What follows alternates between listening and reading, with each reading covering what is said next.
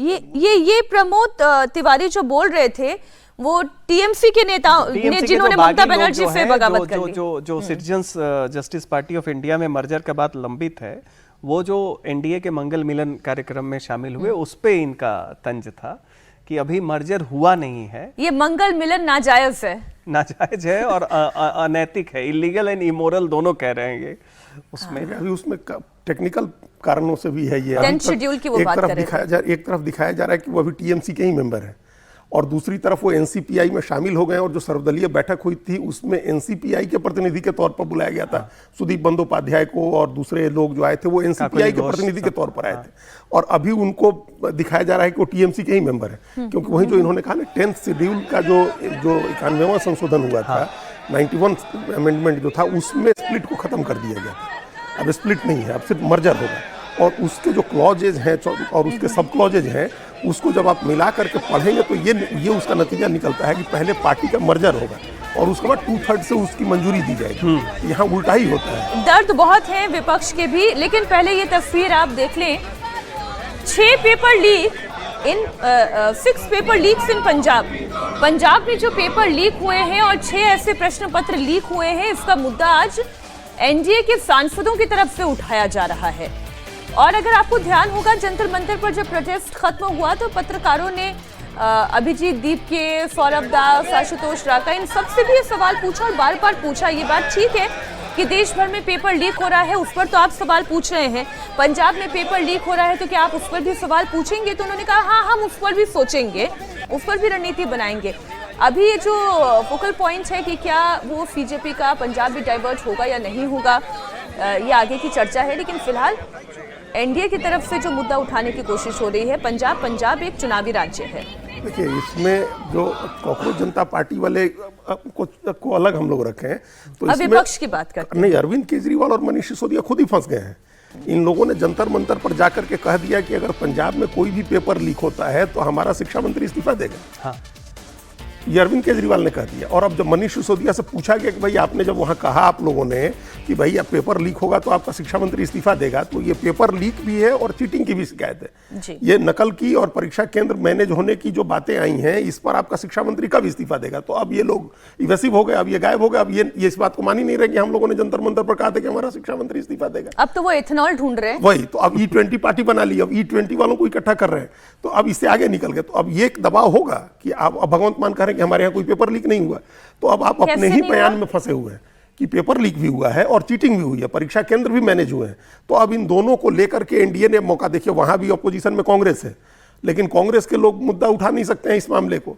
एक लड़ाई भी लड़नी है वहां, और यहाँ दुविधा है कि ये कैसे मुद्दा उठाएं अपना। अभी तो बीजेपी से लड़ना है, तो बीजेपी को एडवांटेज है। बीजेपी ये कौन सा बैलेंस स्केल है जो विपक्ष इस्तेमाल कर रहा है? देखिए, इसमें 2 चीज है कि एक तो विपक्ष का ये आप चेरी पिकिंग नहीं कर सकते हैं कि अगर आपने एक नीतिगत फैसला और वो भी नैतिक जामे के साथ लिया है तो जहां भी पेपर लीक हो रहा है उन सब पे आपकी वही नीति होनी चाहिए कि आप डिमांड कीजिए और अपने शिक्षा मंत्रियों से कहिए कि वो दे दे जहां पे हुआ है। लेकिन दूसरी बात ये भी है कि आम आदमी पार्टी और कांग्रेस के बीच में बातचीत होती भी है। नहीं, ये देखिए प्रतिस्पर्धा में है ये, क्योंकि पहले तो राघव चड्ढा वो बीच के ब्रिज थे जो राहुल गांधी और अरविंद केजरीवाल के बीच में बातचीत करा देते थे, अब तो वो भी चले गए हैं बीजेपी के साथ। नहीं, अभी तो तलखी दिखी, प्रोटेस्ट के दौरान दिखी। एक बड़ी खबर आपको दे दूं, एंटी पेपर लीक बिल पर चर्चा में विपक्ष शामिल होगा। दोपहर 1 बजे के बाद बिल पर चर्चा होने की संभावना है। चर्चा से पहले प्रश्नकाल और शून्यकाल में छात्रों पर पुलिस कार्रवाई और पैलेट गन के मुद्दे पर सरकार को विपक्ष घेरने का प्रयास करेगा। राज्यसभा में आज हंगामे की रणनीति है। पेपर लीक बिल पर चर्चा होने की संभावना दिखाई दे रही है। राहुल गांधी अपनी तरफ से बात रखेंगे, प्रियंका गांधी वाड्रा इस मुद्दे पर बोलेंगी। इसके अलावा समाजवादी पार्टी के मुखिया अखिलेश यादव भी इस मुद्दे पर बोलेंगे। गौरव गोगोई, केसी वेणुगोपाल अपनी बात रखेंगे। इस पर और ज्यादा जानकारी के साथ India TV political editor Devendra Parashar हमारे साथ जुड़ गए हैं। देवेंद्र, आपके पास क्या जानकारी आ रही है? जी, आज जो अपोजिशन की बैठक हुई थी उस बैठक में ये तय किया गया कि पेपर लीक के मसले पर जो चर्चा होगी, जो बिल लाया जाएगा, जैसा कि पहले मैं रिपोर्ट बता रहा था कि उस पर हिस्सा लेगा अपोजिशन। हालांकि उससे पहले जब क्वेश्चन आवर होगा या 0 आवर होगा तो वहां पर जरूर नारेबाजी की जाएगी। और उसमें जो कल भी नारेबाजी जो की जा रही थी कि छात्रों पर लाठीचार्ज का मुद्दा उठाकर उस पर नारेबाजी की जाएगी, लेकिन उसके बाद जब डिस्कशन शुरू होगा बिल पर तो उस बिल में हिस्सा लेगा अपोजिशन। दूसरी तरफ राज्यसभा में आज भी हंगामा होगा। राज्यसभा में कल जब ये बिल आएगा पेपर लीक का लोकसभा में से पास होने के बाद, तो वहां भी फिर अपोजिशन हिस्सा लेगा। दूसरी दिलचस्पी ये देखने को मिल रही है कि अपोजिशन अपने तरफ से, चाहे कांग्रेस पार्टी हो या बाकी दलों की अगर बात कर लें, तो अपने सभी बड़े नेताओं को इस चर्चा में भाग लेने का उन लोगों ने रणनीति बनाई है, इस लिहाज से कि पता है उनको कि ये यूथ का सेंटिमेंट है और ऐसे में बहुत जरूरी है कि ज्यादा से ज्यादा आप क्रेडिट लें। और उसी लिहाज से कांग्रेस पार्टी भी अपने बड़े नेताओं को इसमें बुलवा रही है, चाहे बाकी दूसरे समाजवादी पार्टी की बात कर रहे हैं या अलग अलग दलों की बात कर रहे हैं। तो उस लिहाज से एक दिलचस्प डिबेट देखने को मिलेगा जिसमें बहुत सारे फैक्ट्स को लेके बहुत सारे तर्क वितर्क सामने नजर आएंगे। तो दूसरी तरफ उसका एक पॉलिटिकल एस्पेक्ट भी होगा। देखना होगा कि सरकार यानी कि सत्ता पक्ष उसे कैसे काउंटर करता है।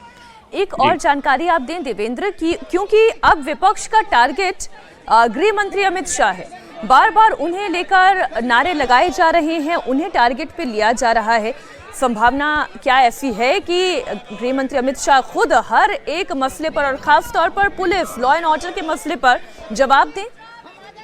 देखिए, ये संभव है क्योंकि उन्होंने इस बाबत अपनी तैयारी भी कर रखी है। अपडेट वो ले चुके हैं और अपडेट लेके आ चुके हैं। अपडेट तो लेकर रखते ही रखते हैं और एक तरह से तैयारी भी कर चुके हैं वो। और अमित शाह की अगर स्ट्रैटेजी की बात करें तो हमेशा इस बात में यकीन करते हैं कि अगर सवाल खड़ा हो, पार्लियामेंट में सवाल खड़ा हो, तो संबंधित मंत्री को जरूर उस पर जवाब देना चाहिए और फैक्ट्स के साथ जवाब देना चाहिए। खासतौर पे अपने मंत्रालय को लेकर तो हमेशा ही इस बात को कहते रहे हैं कि अगर हमारे मंत्रालय पर कोई सवाल खड़ा हो या हमने कुछ किया और उसको लेकर कोई स्पष्टीकरण कोई चाहे या सवाल खड़ा किया जाए तो उसका जवाब देना मेरा काम है, मेरी जिम्मेदारी है। और उस लिहाज से ये उम्मीद जताई जा रही है कि शायद इस बिल पर वो इंटरवेन करें। कल उन्होंने दिन भर इस पर रणनीति बनाई है और इस बिल को लेकर भी कैसे इस बिल को ज्यादा से ज्यादा प्रभावी बनाया जाए, ऑलरेडी सरकार उस पर काम कर चुकी है। तो देखना होगा कि अब आज का डिबेट ये किस रूप में जाता है। अपोजिशन के जितने अमेंडमेंट आ रहे हैं उस अमेंडमेंट पे सरकार कैसे रिस्पॉन्ड करती है, क्या इसके बाद इसको किसी कमेटी पे ही भेजा जाता है या आज पास करा लिया जाता है। ये सारी चीजें तो डिबेट जब आगे बढ़ेंगी उसके बाद समझ में आएगा, जब डिस्कशन आगे बढ़ेगा तब उसके बाद समझ में आएगा।